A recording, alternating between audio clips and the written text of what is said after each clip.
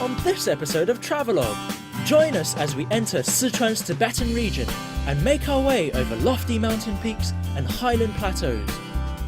We'll dine out on the plains Tibetan style, admire exquisite artwork at the Chengqingchunke Lamasery in Litang, and become the guest of honour at a no-expenses spared camper Tibetan wedding.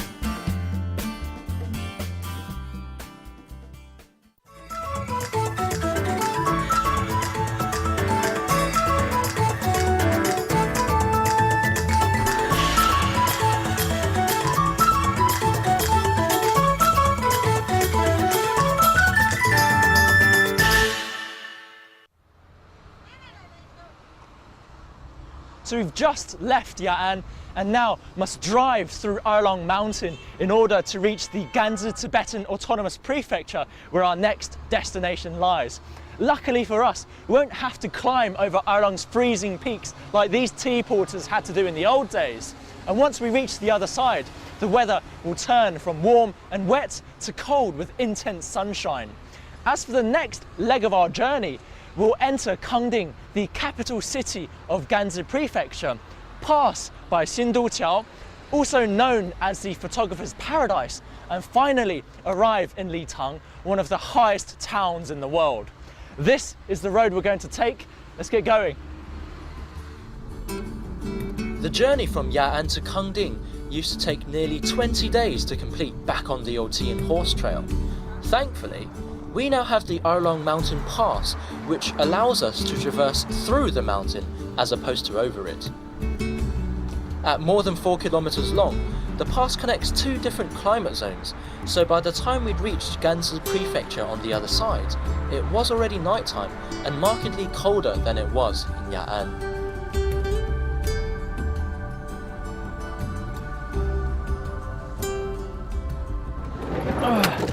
So we finally arrived in Kangding, and you can see that this is the best season to come here because of all the cars parked. But for tonight, the most important thing for us to do is to find some accommodation. Let's see if they have any rooms left. 哎，你好，你好，请问今天晚上还有屋子吗？很抱歉，没房间了。There are several three-star hotels, but they're all packed. Let's go and find another one. 好，谢了。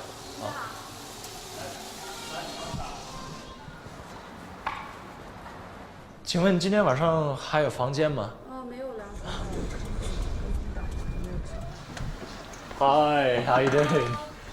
Do you still have a bed available for tonight? But we don't have the single, maybe one bed in the 4-bedroom? Yeah, that's fine as well. What's the price? It's 30 yuan per person. Okay, no problem. So although the hotels were full, there were plenty of Tibetan-style hostels to take my pick from. The rooms were clean, the staff spoke good English and helped me book taxis, and I particularly enjoyed spending a night in an authentic Tibetan bed. The next morning, we set off to the sound of the rushing river bisecting Kangding. As soon as we left town, the landscape immediately opened up to us.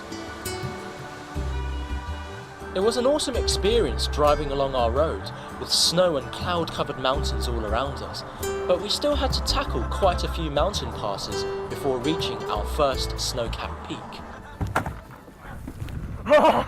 It's bloody freezing! We've left Kangding and we've reached one of the first peaks on Zhedong Mountain. We're 4,300 meters high, and I'm not suffering from altitude sickness, but don't get too excited because your heart beats a bit too fast. I'm going to go check out that awesome stupa.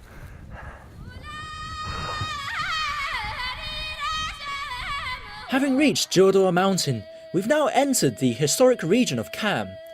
It's one of the three ancient provinces of Tibet, with the other two being Amdo and Weitang. Once we'd frozen our socks off on Zhedong Mountain, it was a relatively short drive to Xinduqiao, our next, slightly lower altitude destination. You'll know you've arrived when you see the landscape around you transform into endless rolling pastures dotted with horses and rustic Tibetan dwellings. And in October, when the leaves fall, the plains are carpeted in a dance of colours.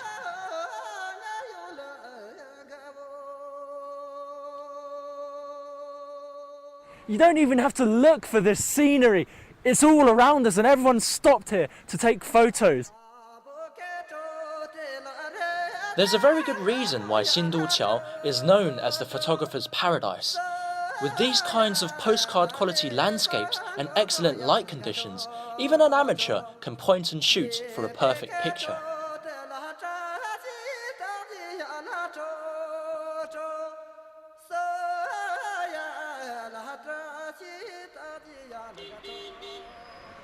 Honestly though, after taking so many photos of livestock grazing on the pastures, I did start to feel a bit peckish.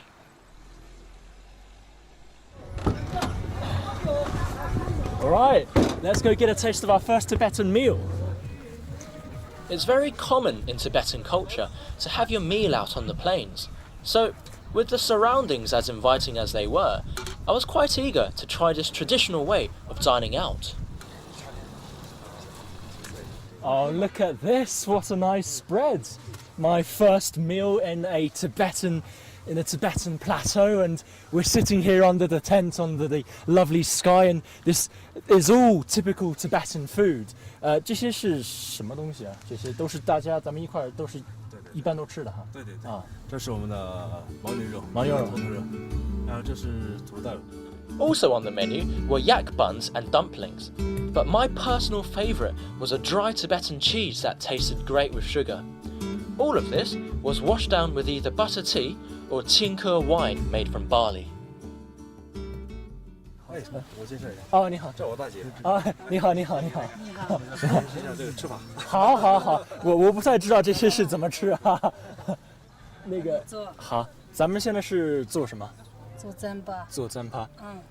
Tsampa is the staple food of Tibetans, and 这个是什么东西？酥油。然后这个呢？这是清茶。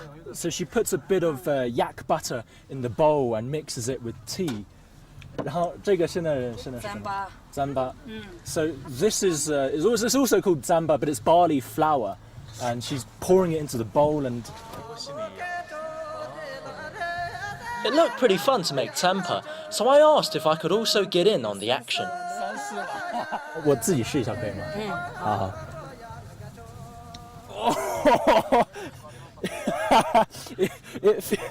it feels weird. It's kind of like kneading warm mud. 现在可以吃。啊，怎么吃啊？这是这样的，这样就是。Let's give it a try. 好吃吗？特别好吃。I can't explain it. It's kind of like cookie dough, a bit like a wheat biscuit, but it's really, really, really nice. It sticks to your teeth as well. 好，谢谢了，谢谢，特别好吃。With our stomachs full and fingers smelling like tsampa, we headed into town where I was pleasantly surprised to find other foreigners. Hey guys, hey, how you doing? We're from CCTV9. We're an English travel program. Okay. We saw you guys and we had to stop our car to come out and say hello. Okay, sure. How are you? How are you guys finding Xinduqiao? Because we have to change buses to go to Dagong. We Oh, can't okay. complete that. You're going to Dagong. So where are you going to afterwards? So, do you know about Shangri? Are you guys here to search for Shangri as well? Yeah, we can. Yeah. You've been there already. How was it? It was good. nice, It was good. Did you? People are very nice. Quite touristic. Okay. Was it in Yunnan? Was it Zhongdian or was it Yading in Daocheng? Yading. Yading. Brilliant, brilliant. That's where we're going as well, and that should be.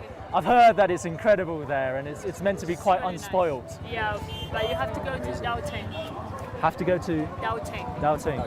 That is very unspoiled. Definitely, definitely. All right, brilliant. We'll head back on our way then. Okay, sure. All right, have a great day, guys. Cheers. Bye. Although we were spending a lot of time on the road, and sometimes quite perilous ones at that, the scenery was well worth it. From morning to evening, the view outside of the car window was constantly changing, so I was careful not to doze off and miss some spectacular sights.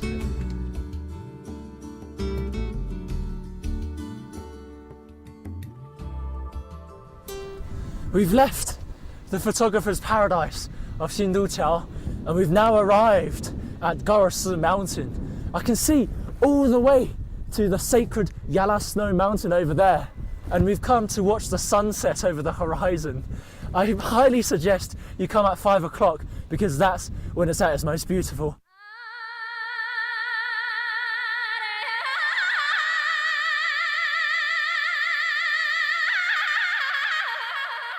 I would have loved to have stayed for the sunset, but we had to rush off to the next town before it got too late. See you guys in Yajiang. 好，师傅，走。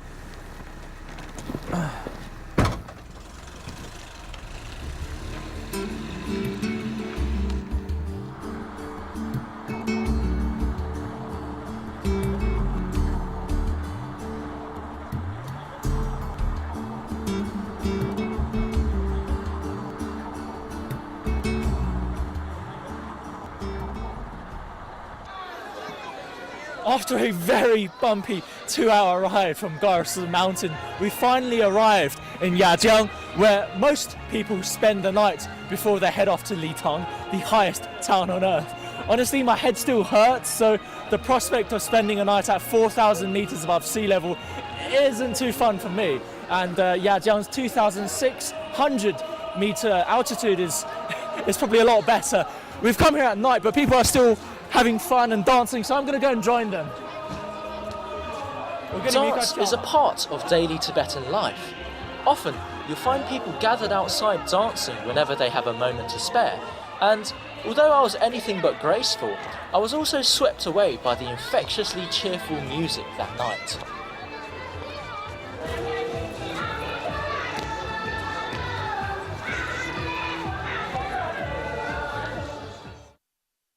Right, I'm well rested, my headache's gone, and everyone's getting ready to leave for Litang. Unfortunately, we didn't have enough time to really check out Yajiang, but I've been told its surroundings offer some great trekking opportunities.